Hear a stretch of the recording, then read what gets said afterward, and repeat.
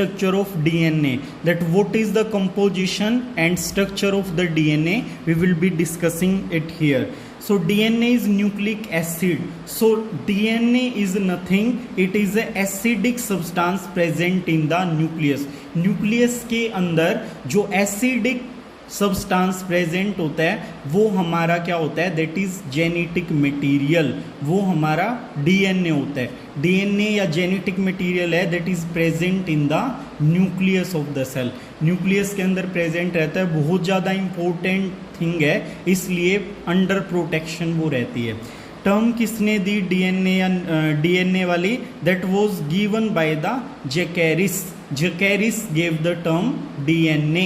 Structure was given by the Watson and Crick. इनका जो model है डीएनए स्ट्रक्चर का वो टिल डेटेड क्या है, वो आपका एक्सेप्टेड है और उसको ही सही माना जाता है. इसीलिए हम स्ट्रक्चर ऑफ डीएनए का वाटसन एंड क्रिक मॉडल पढ़ेंगे.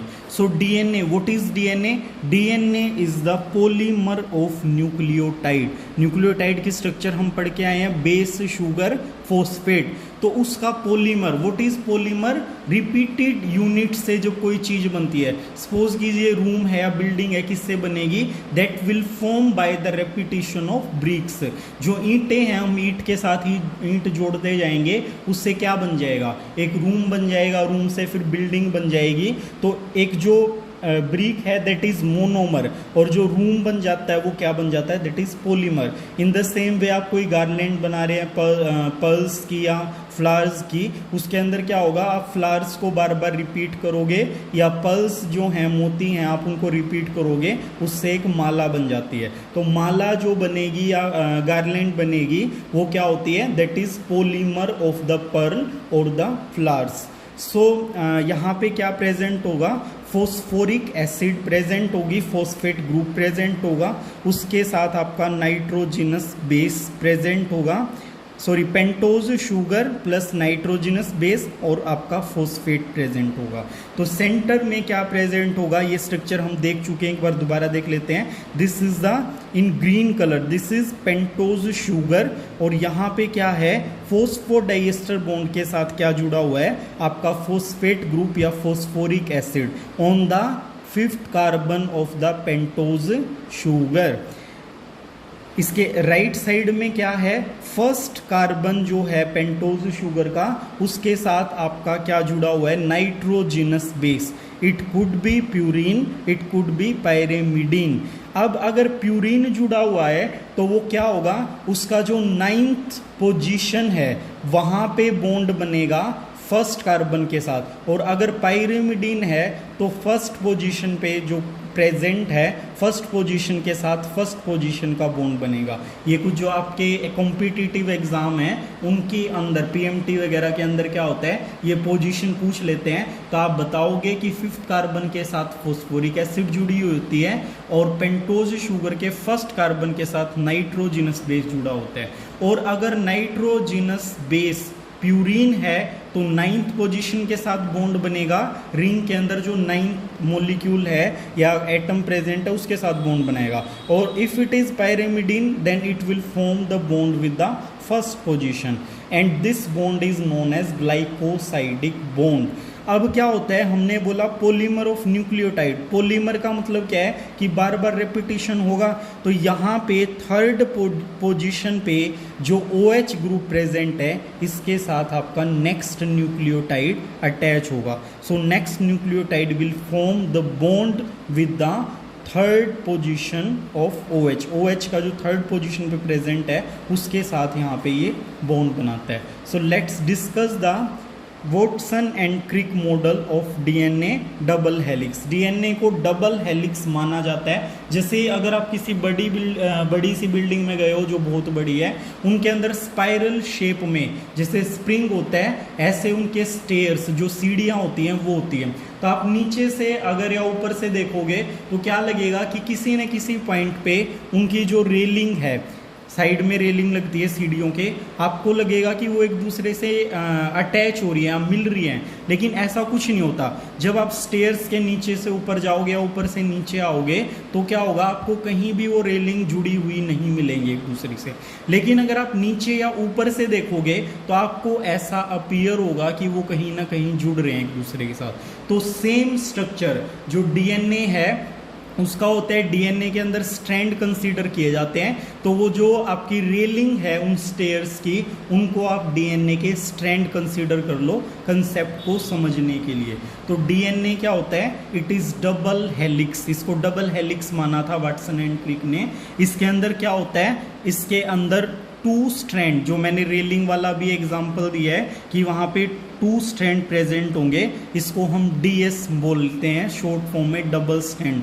एसएस हो जाए तो क्या हो जाता है, सिंगल स्ट्रैंड। आरएनए के अंदर होता है वो सर्कुलर डीएनए होता है। और आपका यहाँ पे हम जो सिंपल देख रहे हैं अभी, जो समझने वाली बात है, डीएनए इज डबल स्ट्रैंडेड, ठीक है।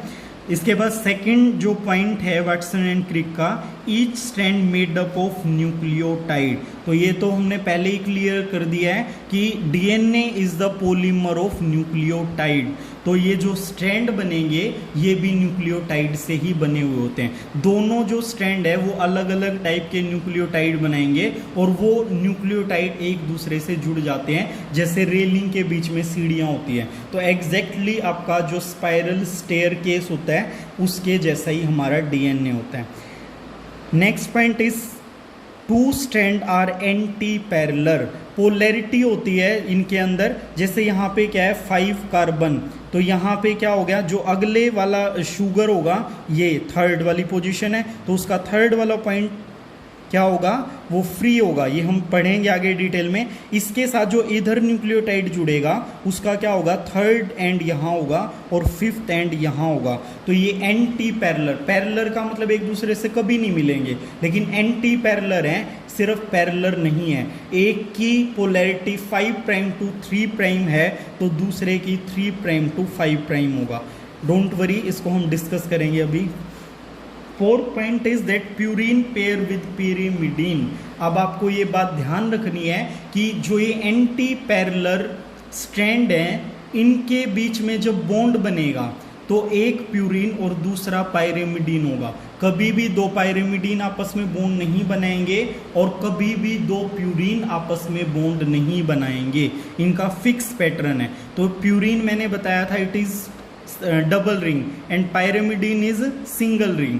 तो यहाँ पे जो स्पेस होता है डीएनए के बीच में वो एग्जैक्टली 3 रिंग के इक्विवेलेंट होता है। तो ना तो उसमें 4 रिंग अकोमोडेट कर सकती हैं कि दोनों प्यूरिन आ जाएं, और ना ही वहाँ पे 2 रिंग का स्पेस है, मतलब वो खाली रह जाएगा फिर। तो ऐसा भी नहीं होगा कि दोनों पायरिमिडीन आ जाएंगे। अब देखो प्यूरिन क्या होते हैं, एडिनाइन और ग्यूएनाइन। पायरिमिडीन क्या होते हैं, साइटोसाइन एंड थाइमीन। तो ये कभी भी आपस में बॉन्ड नहीं बनाएंगे। A will pair with T only. Adenine thymine के साथ बॉन्ड बनाएगा और हमेशा it will be bonded with the double bond that is known as hydrogen bond. In the same way guanine will form the bond with cytosine that is made up of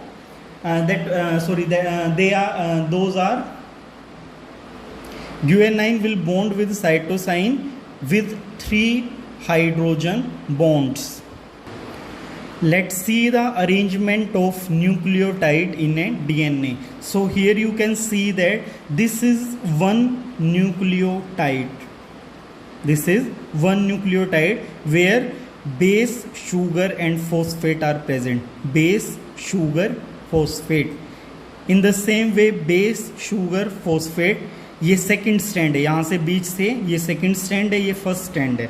तो यहाँ भी क्या है, base sugar phosphate, base sugar phosphate. तो अब इसको ध्यान से देखिए, यहाँ पे शुगर प्रेजेंट है, ग्लाइकोसाइडिक बॉन्ड के साथ क्या है, बेस अटैच है, और इस बेस को हम कंसीडर कर लेते हैं ए, एडिनाइन।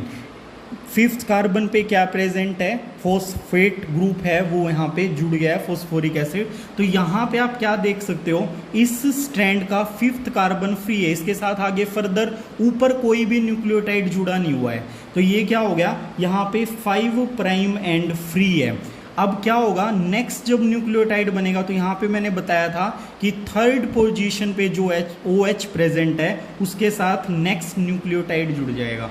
तो यहाँ पे देखो नेक्स्ट न्यूक्लियोटाइड में यहाँ पे हमने C कंसीडर कर लिया है, बेस C प्रेजेंट है, यहाँ पे शुगर वही ग्लाइकोसाइडिक बॉन्ड के साथ, फॉस्फोडाइएस्टर बॉन्ड के साथ फॉस्फेट ग्रुप जुड़ा हुआ है। तो यहाँ पे आप क्या देख रहे हो, जितनी भी ये लंबी लाइन जाएगी इसी वे में जुड़ते रहेंगे एक दूसरे से जो आपके न्यूक्लियोटाइड है, और लास्ट में क्या होगा, थर्ड पोजीशन वाला जो OH ग्रुप है या थर्ड पोजीशन है जो पेंटोज शुगर की, वो क्या रहेगी, वो आपकी फ्री रहेगी। तो यहाँ पे क्या हो गया, ये 3 प्राइम एंड हो गया।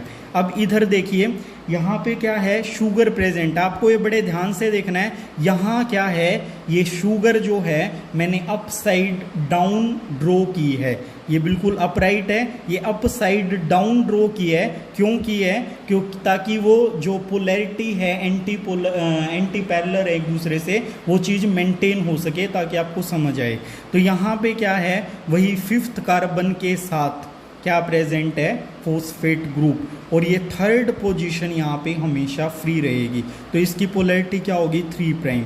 अब ये T है, यहाँ पे T हमेशा A के साथ जुड़ता है, तो यहाँ पे डबल बॉन्ड आ जाएगा इन दोनों के बीच में, which is a hydrogen bond.